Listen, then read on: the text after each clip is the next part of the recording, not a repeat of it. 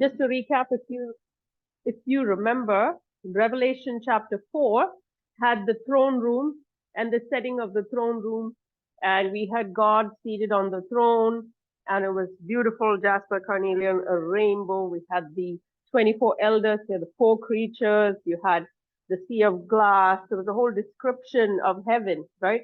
Don't disconnect chapter 4 from chapter 5. Chapter 5 is a continuation. John is still seeing this vision, and now that he's seen all that's there in heaven, something is transpiring. Okay, so let's look at chapter 5, Revelation chapter 5, verse 1. And I saw in the right hand of him that sat on the throne a book written within and on the backside, sealed with seven seals. Some of your versions will say scroll. Okay. Um, so who is him that sat on the throne? Remember, yeah, it's God, right? We're continuing off from Revelation chapter 4, right? God is on the throne. So now John sees in the right hand of him who was on the throne, he sees a scroll, and it has writing on the back. Okay. Inside and outside, there's writing, and it's sealed with seven seals. So now in our book, I'm actually up to, we're at page 40, page 41, has this lovely picture drawn by our artist. I think it's just fantastic. It's beautiful. I'm so glad he drew and I didn't. He's so good. Anyway, so that's verse 1. Verse 2 onwards. And I saw a strong angel. Who's I, by the way? John, right? John is seeing this. I saw a strong angel proclaiming with a loud voice, who is worthy to open the book and to loose the seals thereof? And no man in heaven nor in earth, neither under the earth, was able to open the book, neither to look thereon.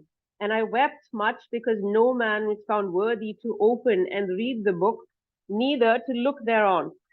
And now this is going to be next week's chapter, but I'm going to read it anyway. And one of the elders saith unto me, weep not. Behold, the Lion of the tribe of Judah, the root of David, has prevailed to open the book and loose the seals thereof. Okay. And then basically what happens is that Jesus comes forth, he takes the scroll out of the hand of God, and then stuff happens. Okay. And for us, this is a very strange setting. We're like, what is all this drama? What's with the scroll? What is the significance? Why is it in God's right hand? And why is he waiting for somebody to take it? Like, what is the background? So remember, we have to understand scripture by what scripture says. Okay. This has no context in our world today. Okay. Where it just doesn't make any sense to us.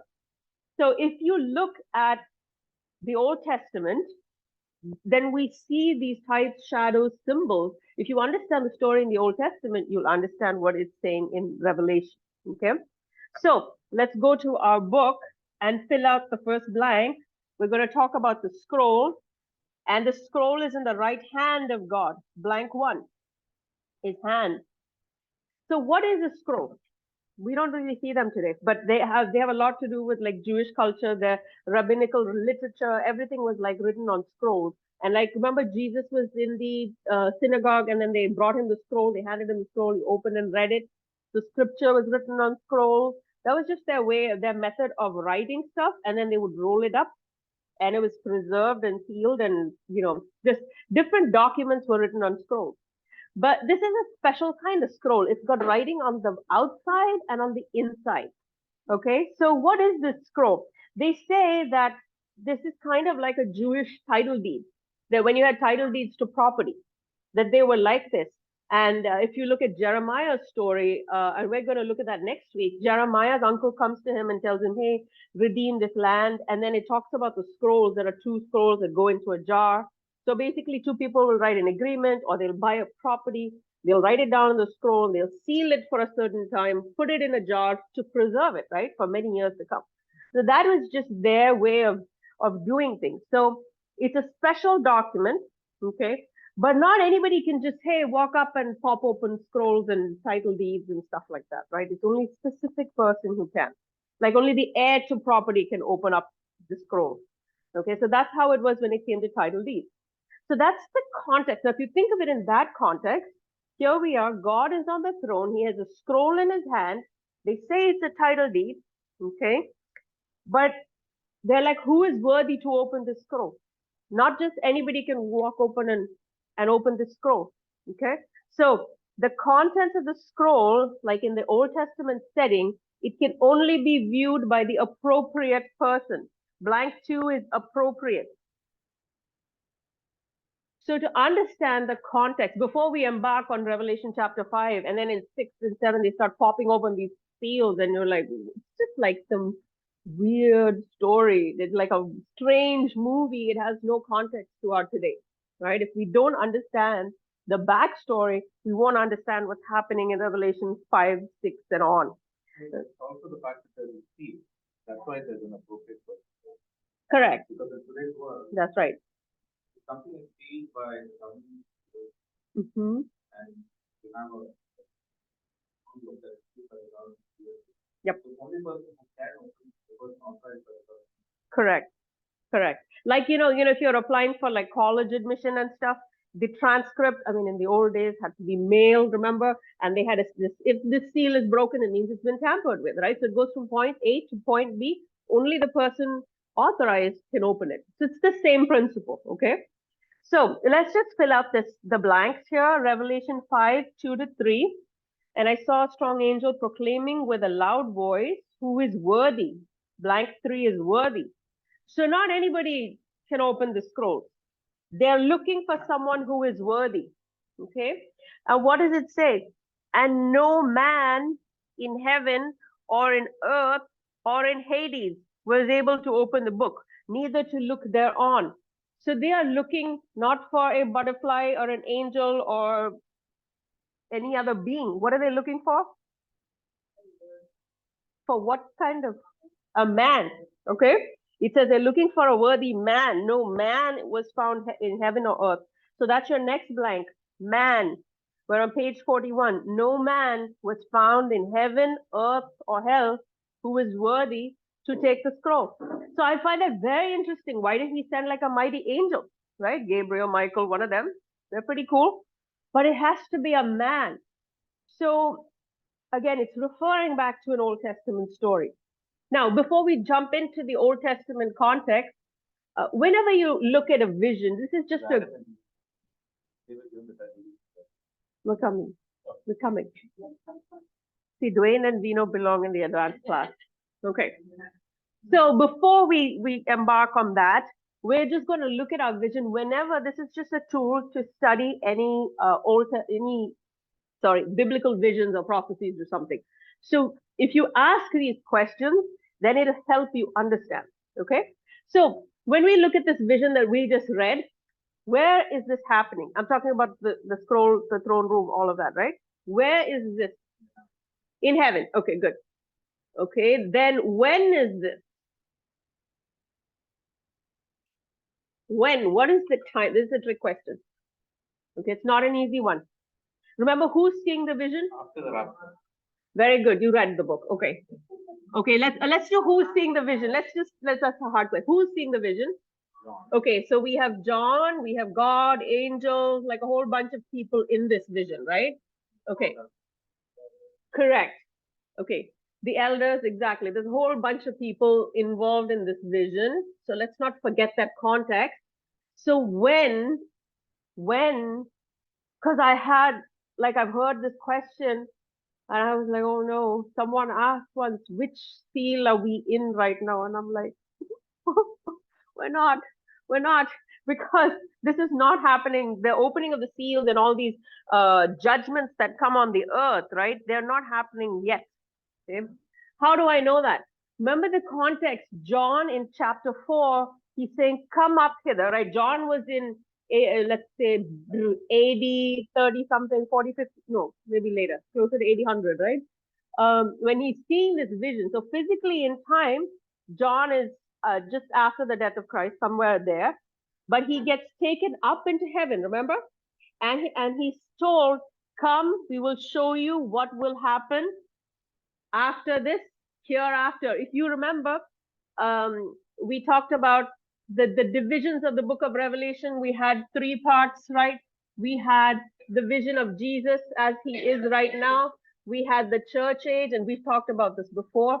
Okay, this is in the earlier chapter. And then we had after this, or metatauta, which means after the rapture of the church. So the rapture of the church happens here. So this is Revelation chapter 4. After this, so if you really want the context, he goes up into heaven. And remember, God is not stuck in time. Okay, we're stuck in time. We are constrained by days and months and years, and we have a limited amount of time. Like I was telling my son, I said, literally, God is on the throne, and it's like he has a slinky in his hand, and he's going, and that's time. It's like, okay, like for us, like when you go through a trial, it's like forever, right? And then suddenly, boom, he'll do something. Suddenly.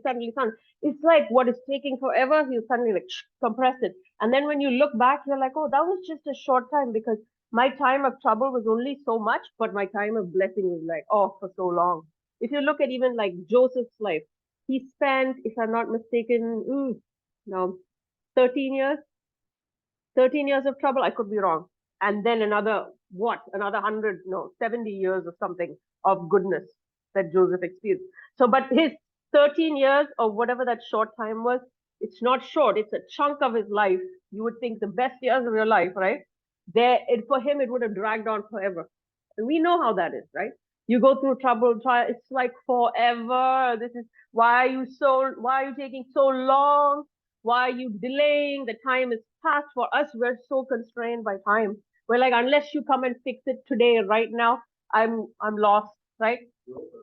Job was like that, right? 6 months. But it went on, his trial went on forever, right? But literally, then God just smushes that, and then suddenly he shows up, and then his blessing extends for a longer time. But our problem is, can we wait? Okay, so literally, God is like on, because he's not constrained by time, but he works in time. Okay, that was, as Pastor says, that was free. I didn't intend to say that. So I know. Wait. Okay, I'm wondering whether I should keep that puzzle question extended for 2 more weeks. Huh? Okay, we will talk about that. When is this happening? It's he's seeing a vision of something to happen in the future. It is not happening right now, okay, because the rapture of the church hasn't happened. So we are not in this scenario. So from where he was in heaven, he's showing him something that's happening in the future. Okay. So this is, yeah, it's a trailer. That's a very good. So it's future after the rapture. Okay. Then easy ones. What are we seeing? The scroll.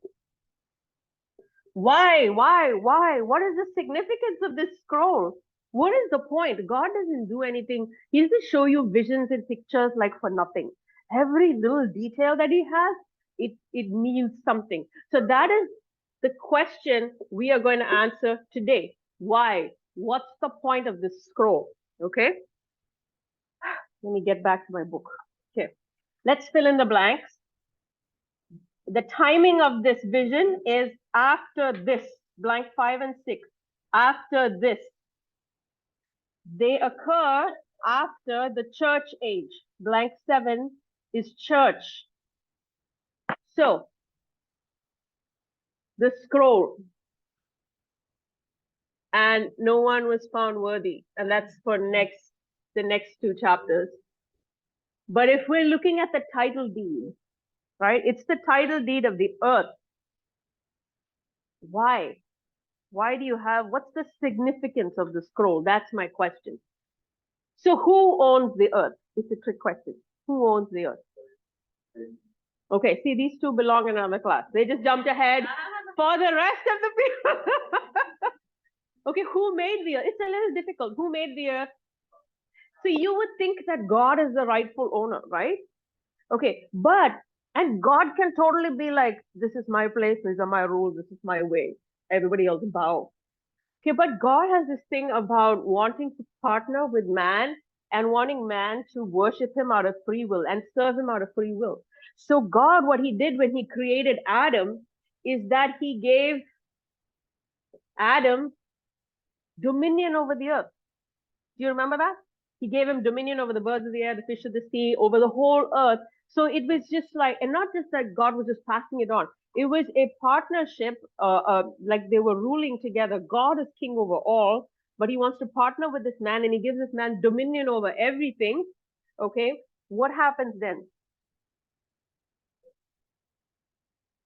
Devil comes along, tricks him, makes him fall, and steals that dominion from him. So the kingdoms of the earth were previously under Adam's dominion. Adam loses it, Satan takes it. And that only made sense to me, a lot of things made sense after I realized that. Because I used to wonder, Adam loses it? He did. He willfully gave it up. Yep, yeah, that's true. That's true. Yeah, you lost it by accident or someone stole it or yeah.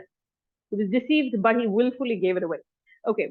The what I wanted to say was, remember when Satan tempted Jesus in the wilderness? What was the temptation? There were several. What was the one about the kingdoms of the earth? And I will. Correct. He said, Satan told Jesus, if you bow down and worship me, I will give you the kingdoms of the earth. And I always wondered, what kind of a temptation is that? I mean, the kingdoms of the earth belong to God, right? So I used to think that's a little strange. But now I realize actually Satan, and the Bible calls him the God of this world because he took over that dominion. So he was able to tempt Jesus with it, okay? Because, I mean, he's always tempting in the short term. You know what? The kingdoms of this world are going to become Jesus. Okay. And he tempted him saying, if you are the son, right? If you are, he's always tempting people with a short-term identity crisis, right? But Jesus knew who he was. He knew he had to wait. He knew he had to go the right way to inherit the kingdoms of the earth. They will be given. Jesus will take. We saw Daniel chapter 7, if I'm not mistaken, the kingdoms of the earth are handed over in that vision. Okay. So back to where I was. Let's fill in the blanks. Page 42. The scroll in the hand of God is the title deed of the earth. Blank 8 is earth. Adam forfeited his dominion. Blank 9 is dominion. When he sinned, he allowed his inheritance to pass into Satan's hand, making him the God of this world or the prince of the air. These are New Testament references. Okay, Satan is like a squatter. He's, the property belongs to somebody else, but hey, someone comes along and takes up, residence illegally, or legally, whichever, but he's a squatter. He doesn't belong there. He's not the rightful owner. Blank 10 is rightful. We know it belongs to Adam. It was stolen. He was deceived and he took it, right? So this forfeited title deed is in God's hand, awaiting redemption. Blank 11 is redemption. Redemption. That word is just like, you can write books on it. What does it mean? In your mind, what does redemption mean? Now I know you could talk for hours on it, but just one word. Saved. What else? Buyback. Yes, all the right answers. Okay. Buyback. Okay. Like think of redeeming a coupon to buy back. Okay. People redeem bonds. Okay. It's like a piece of paper and you buy a bond for so much and then you go and you give it back and then you get money back. It's kind of that. Okay. So it's a transactional word. Go ahead. Sorry. Gomer, right? He went back. So Hosea was married to Gomer. She went off, committed adultery, and then he went back and bought her. So she was like a prostitute, right? So he had to go and buy her back. Okay, that's the principle. Or a slave in a slave market, and we've talked about it before. People would go look at the slaves, buy them, and then they became their possession. Okay, so that's that. Redemption, just so much in redemption, but we're just skimming the surface to get the idea. And we use redeemed, like, oh, I'm redeemed by the blood of the Lamb. Yay, I'm the redeemed, hooray, redemption. We use it very lightly, but it's actually, there's so much in redemption. Okay. We will touch on it today, just a little bitty. Okay. The fall resulted in two things: the corruption of man blank 12 is man and the corruption of the earth. So what happened is that sin entered, man fell from glory, and sin, death, all of the things associated with sin, the add-ons, right, with sin, came into their body, right? Greed, wickedness, lust, and it didn't just come on its own. Just they just dragged a whole bunch of other things that came along. Along with that, the man's Adam's property, his dominion, also not it was like in a good place. Remember when God made the earth, it was good. He looked at everything, he created everything, it was good. He looked at man, it was very good, right? Now, when sin comes in, it brings in all this other stuff. And so the same thing happened to the earth. The earth was doing great. But now, as it has fallen. So it's like man and property have both fallen. Okay? Yeah, exactly. So previously, yeah, they never had weeds and thorns and prickly bushes before. The earth used to water itself. It used to just grow on its own. I mean, when I look at from the states that we come from in India, it's the greenery is so, what's the word? It's so strong. It's so strong. You're beating it back. It's like greenery everywhere. Fruit is falling off the trees. It's like the greenery is so strong. It's like it'll it'll climb over walls and break down walls. Like yeah, yeah. I mean, I haven't seen Colombia and Costa Rica. Yeah, so there are these tropical places, you're beating back the jungle and stuff. So it's just like growing on its own. You don't have to feed it. It's so fertile, right? So it's kind of like that. The earth was like that. Eden was beautiful. The earth was beautiful. But under the corruption of sin, the ground, they had to toil, remember? And now there's just thorns and thistles and stuff. It's the curse, okay? This is why. So if you did any of these things change the goodness of God? Did God suddenly become bad because Adam sinned? No. But our natural reaction is, oh, if this bad thing happened to this believer's little child died of leukemia, God must not be a good God, right? There must be something wrong with him. Because if he is such a good God, why do these bad things happen? This is our question, right? So and so, this righteous man dropped dead, and we're like, God, where are you? Why did this bad thing happen? It is our constant question. Okay, it's a different context, but that is our question. It plagues us. Okay, it is not, the bad things are not a reflection of who God is, because his goodness, it goes on forever, right? He is good and that keeps growing. Now, this is a very important thing to realize. So, because of man's fall, corruption came into the human race, also came into the earth, which is why we see tsunamis, earthquakes, you name it, there's destruction, devastation, landslides, the works, right? It's because it's groaning under the curse of Adam's sin. Okay, so it's not a reflection of who God is. God is sovereign, he reigns over all, but there are laws in place, right? If I take this pen and throw it up, what's going to happen? It's going to fall down, no matter what happens, right? So there are things and laws in place, and God just honors those laws, right? And he told Adam, if you eat this, you will surely die. And he honored it, but he found a way to restore. Okay, so that if there's anything we're studying today, and I want you to get back, okay, it's going to be two symbols, the minus and the plus sign. That on this earth we will encounter losses. We're always going to, there are good times, but there are going to be bad times. And we're going to be like a big minus sign. Maybe because of what we did, or maybe because of not, what we didn't do.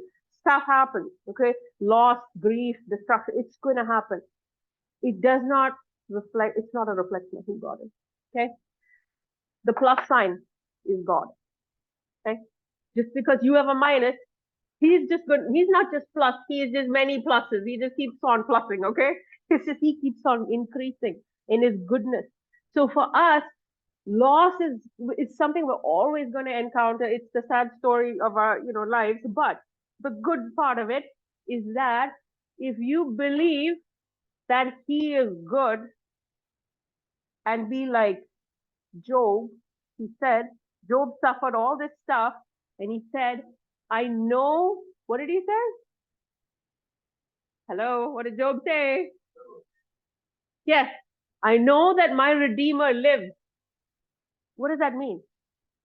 that there's this exchange going to happen, that yes, I have minus right now, but I know that my Redeemer lives, and he is going to transfer his goodness to my situation no matter what. He's not just going to wipe it away, that I'm going to forget it, it'll be gone. No, he is going to take this loss, this lack, and if we allow him to come and take over, then he makes it beautiful.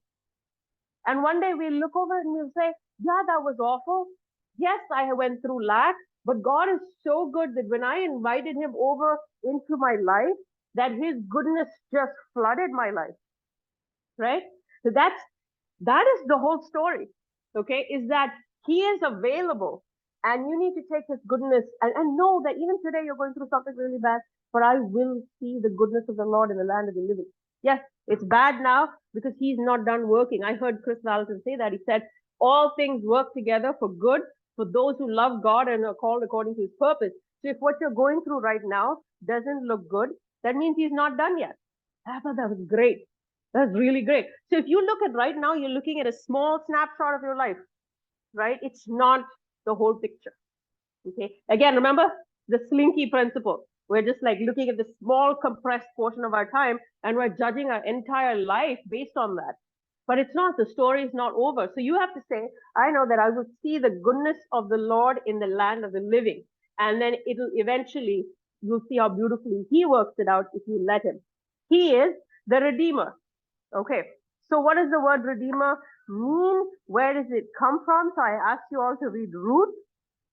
And before I forget, for next week, because there's two things. There's redemption of the land, and there's redemption of the bride or widow. And so next week, we're going to see the redemption of land and how that worked on. So next week, read Leviticus 25 and Jeremiah 32. Leviticus 25 and Jeremiah 32.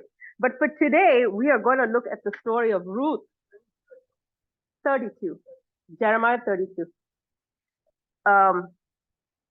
The book of Ruth is like the most beautiful book. It's all about the kinsman redeemer. And it's all about God's provision for when you lose something. Okay? Because he knows loss happens. Okay? So the law provides a goel. The word kinsman redeemer in the original language is goel. Okay? It's how you can reclaim a lost possession. So blank 14 is lost. So again, we don't even understand what this is. What is goel? What is lost? What's a kinsman redeemer? It's a big word. Let's just break it down. What is kinsman? What does kin mean? A relative, right? It's our kin, right? So kinsman means a relative, a male relative. Okay. Redeemer, someone who buys back. Okay. So that's who a kinsman redeemer is. Well, what is the story? Like, what are we talking about? If you go back and not that we'll look at later. There's the law of levirate marriage, and I looked it up today, and I've forgotten the reference already. It's in Deuteronomy. Shucks. Anyways, also I wanted to just tell you, if you all have the yellow book, there's a chapter in here called "The Law Cannot Redeem." It's a lot more about Ruth and Boaz. If you wanted to get a context, okay? The law cannot redeem. That's page 114 in the yellow book. Now, let's look at the story of Ruth and Boaz. What happened? Everybody knows the story. Ruth's husband died. Okay. And who are the characters? I don't have space. Okay. Naomi, So the characters are Naomi, her husband, and her two sons. So they leave Bethlehem and they go off to Moab. And the husband dies, and then the sons take wives, right? And then they all die, and you're left with three widows. So these three widows come back because they know they have a piece of land in Bethlehem. Their property is there, okay? And they go back, and they have no money, they have no income, so they're poor. How do I know they're poor? Because Ruth was gleaning. She had to go looking for food, foraging for food, because they didn't have any money. She happens to be in Boaz's field. I find that just amazing. And it says suddenly, I really like the way And she just happens to be, there's no such thing as a coincidence. Okay, she happens to end up in Boaz's piece of land. And then what happens is Naomi says, oh, he is a nearby kinsman. He's like a close relative, right? So Naomi says, this girl, mind you, is a Moabite. She has no idea about Jewish culture, but she has adapted to it. She has made Jehovah her God. And she said, I will go, Naomi, where you go. Your God will be my God. So she completely adapts. She becomes a believer in Jehovah. And Naomi tells her, this is our culture. Go and do this. Okay. I mean, I found it difficult when I was growing up in Indian culture and they'd be like, this is our culture. And I'd be like, why? Because I don't want to do that. That doesn't make sense. Right? But Ruth is not like that. She's like, okay, I'll follow exactly what my mother-in-law said to do, which is just like difficult to imagine. And then she follows exactly what she says. She says, when he is threshing wheat, go to him. He's sleeping, lie by his feet, and basically approach him and ask him to fulfill his duty as a kinsman redeemer. Now, if you go back to the Old Testament, the law of the kinsman redeemer was you have one man, he's married to this woman, right? The man dies. Then the man's brother has to marry the woman. This is the law of levirate marriage. He has to marry the woman. Why? Because once this, and of course, this happens only if they don't have children, right? This man and this woman, they were married, they didn't have kids. This is what happens when they don't have children. Because if this guy doesn't have a son, what happens? That lineage gets cut off right there. So to prevent that name being snuffed out, right, from Israel, because then the whole place can like diminish something, but you can lose, the tribes can lose strength. And so to prevent the names from being lost and inheritances being lost, God instituted this thing at that time that the brother of this man, so the same lineage basically, marries this woman and then they should have a child. And the name of that child is this guy, the dead man's son. Okay. So it's not, I mean, physically it's this man's son, but he is going to be called the son of the dead guy. And he will carry on the line of the dead guy. And the possession of the land goes to the heir. Okay. So this man, the kinsman redeemer or the Goel, he is actually going to pay for this kid. He's going to look after this kid, rear this kid. He has someone else's name, and then the property eventually goes to, he's going to like put out a lot to bring up this child. And then he's marrying someone else's wife, right? I mean, his brother's wife. He can't just pick whoever he wants to, okay? Of course, they're given this option. They can also opt out of it. But it was actually God's way of rescuing widows. It was God's way of saving the family line and making sure widows were provided for. So these men who are actually being kinsmen redeemers, they are doing this out of because they're losing in the process. Okay, it's not, you're not really gaining if you're looking at it as a plus and minus, right? They are giving into loss and actually restoring the redeemer. Okay, they have the option to opt out of it. Option to opt out, that sounds bad. Okay, they have the option to say no. But if you read the original passage, the man who says, nope, I don't want to redeem this woman, I don't want to do this, I don't have anything to do with this, they actually have to go before the elders and they'll say, no, I don't want to do this. And then the woman can actually like spit on him, okay, because he's not fulfilling a law in Israel. He is not willing to save, he's not willing to do something good. Okay. That's the principle. Okay. That's the backstory. So now what happens is Ruth goes up to Boaz and she basically says, will you please fulfill this law to me? Will you be the one who redeems me? And Boaz, who I think you really liked her, okay? You have the passage? Leviticus, no, that's the property one. I saw it this morning. It just irritates me that I've forgotten the reference. It's, I think, in Deuteronomy. If you Google it, but your phone's gone too. Where was I? What was I talking about? Correct. She's asking Boaz to redeem. Now, all through this story, this book is like such a romantic book. I'm not like a gushy person, but when I read this book, I'm just a mess. It's just, it's just 4 chapters, but it just breaks me because there's so much undertone of romance, of love, and this man really likes her.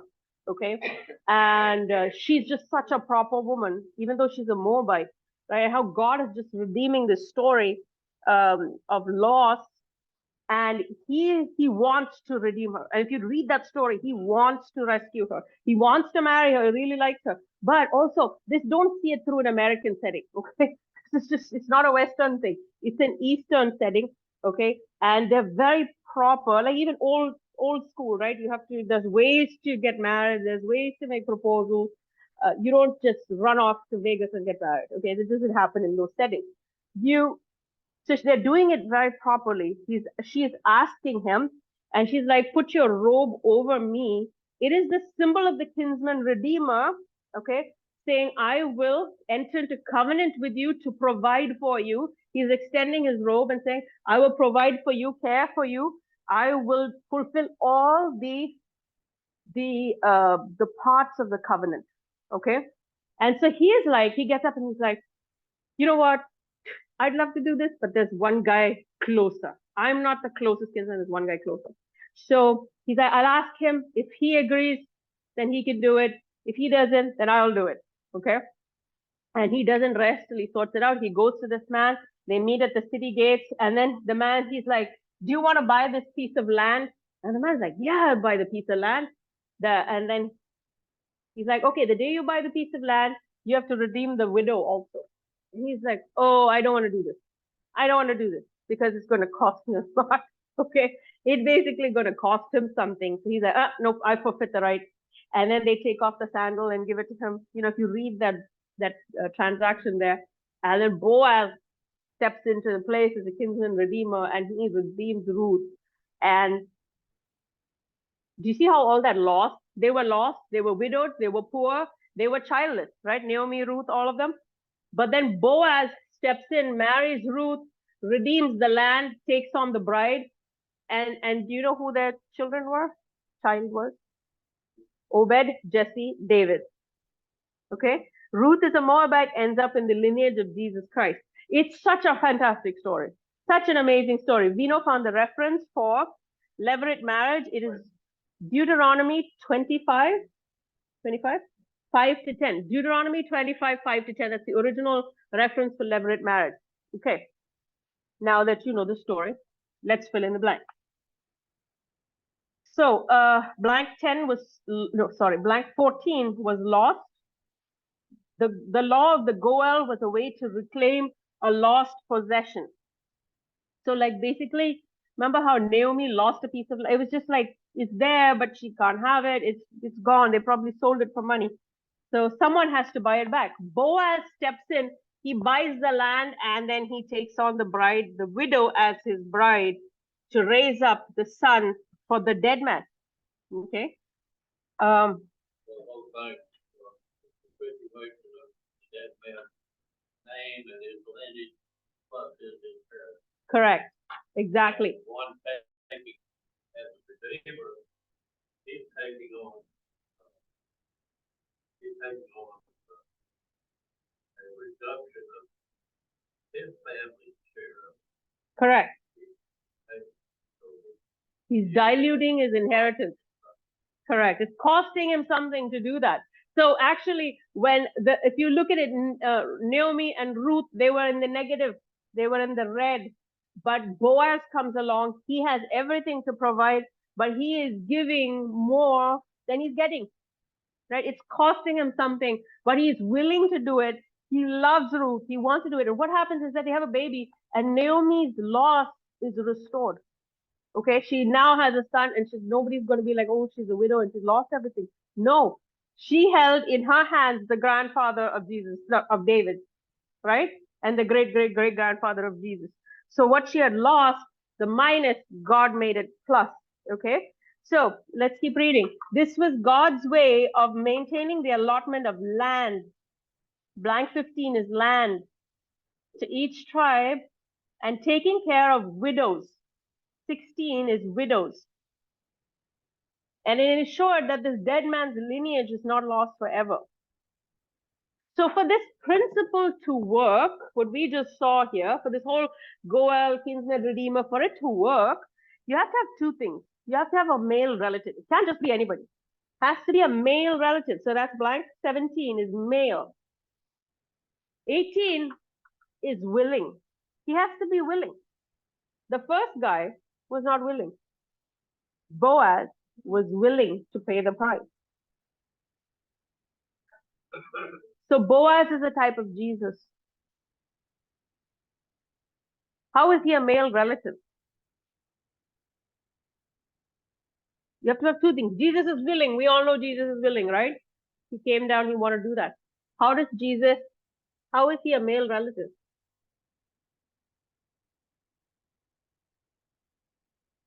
He came down, he left his glory aside. He was God, right? He laid that aside and he came down and he became a man, right? The Bible tells us that he is resurrected, right? But he's the man, Jesus Christ. Okay? So he's a man.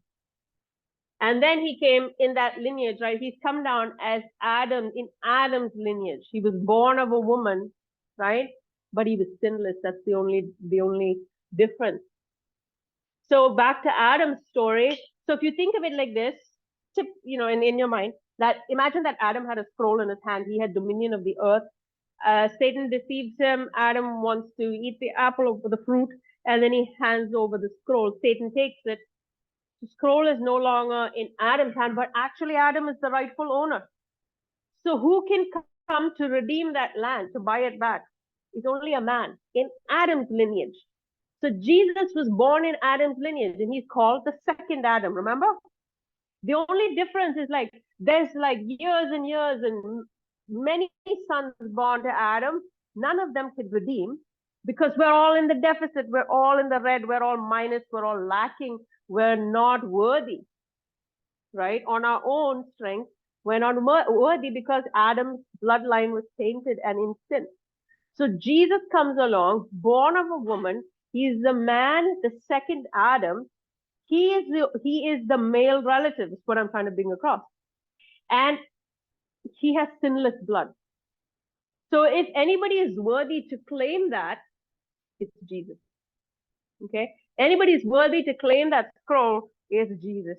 And not only that, he is willing to pay the price. He already paid it. What was the price he paid? He paid with his blood. Okay? So he gave up everything. He sacrificed everything. And so he bought. So remember, Boaz bought the land and he bought the bride. The same, it's a type, it's a shadow, right? Now nobody's doing this levirate marriage thing. It doesn't exist anymore, okay? But these Old Testament shadows, the principles still hold, is that Jesus has redeemed us, right? He has bought us. It cost him everything. We are in the deficit, but if we trust his goodness, right? And we still hang on to him. Because as people, we're like, oh, that bad thing happened. I'm not going to talk to you, God, because this bad thing happened in my life. That's our natural dumb reaction. Immature, we're just dumb. Okay. And we're like, I'm not going to talk to you because you allowed this bad thing to happen. Absolutely. It's the opposite that we need to do. When this bad thing happens, we need to run into him, right? Or some of us don't want to grieve over this bad thing that happened, right? We just want to carry it around with us. When actually all you need to do is run to God and pour out everything through him, right? And you hand him all your minuses and let him pour his plus into you, okay? And then he redeems. So I want to bring, yes, this story is amazing. Boaz, Ruth, all these things are amazing. But to apply to our lives, the stuff we are lacking today or bad stuff that has happened, it's not. It's just a small snapshot of a moment in time, but you're not seeing the big story. If you allow him in, then he will redeem. He will restore. He is restore. And we heard this great message is when you pray for something, don't just sit there and whine and pray. Yes, pray for something to happen. God answers prayer. But when we leave the place of prayer, we're supposed to say, thank you, God, that you have heard us and that you will answer us. I'm like, oh yeah, because we'll just pray, whine, complain, gripe, more, and then leave with the same stuff. But it's like, leave it there with him, which is so difficult for us to do. And then why are we praying? Because he can answer. right? And not our way, right? If it's left to us, we're like, shorten it now, get rid of that person, knock him out, just our prayers our prayers are just like weird and very short-lived and small. We're like, fix that person, David, break his teeth, that's how we pray. But our prayers should be, your will be done, not ours. But God, I thank you. This is such a great message that we heard. I thank you that you're going to do something, right? We're not hopeless. We have hope that we will see the goodness of the Lord in the land of the living. So I want you to see God as your redeemer, your restorer, and he's willing. Yes, yes, go ahead. Yep.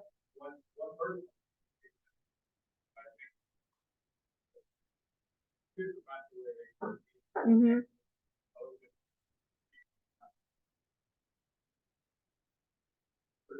Mm-hmm. Mm-hmm. Mm-hmm. Wow. Yep. Nope. Of his goodness. Yeah. Okay, so it's a good example. We're not saying that he has just like wiped out the loss. The loss is still there. Okay, like Job lost his kids. You can't replace one kid with another. The loss is still there. God is not saying I deny it, I wipe it out. It didn't happen. Don't acknowledge it. It is there. It's a part of life. But He restores. Okay, like so well that you're just like blown away, and that restoration heals you. Okay. It's like my cousin died in a car accident. We were like, oh, why? But now, you know how God has restored. He's given my cousin a wonderful husband and then two boys. It's not a replacement, but it's like your heart is full because God has given so much. So let Him restore you. Let Him bring back to take away the years that the locust has eaten. If we don't let Him in, we're just going to be sorry, sick, and sad. Okay. Okay, so let's just close in prayer. Lord, we just bless you for your word, for your restoration, for your redemption, and help us, God, to put our trust and hope in you, and knowing that you are our Redeemer, that you are our Restorer, that you will make all things good according to your word, and we just invite you into our lives to remove the things that are hurting and desperate and sad and not going right. We just ask you to restore everything, knowing, Lord, that you are our restorer. We ask you to just come in and change everything according to your plan and your purpose. Help our hearts to be malleable to your will, Lord. And let your will be done and your kingdom come in our lives. In Jesus' name I pray, amen. Okay, we're done.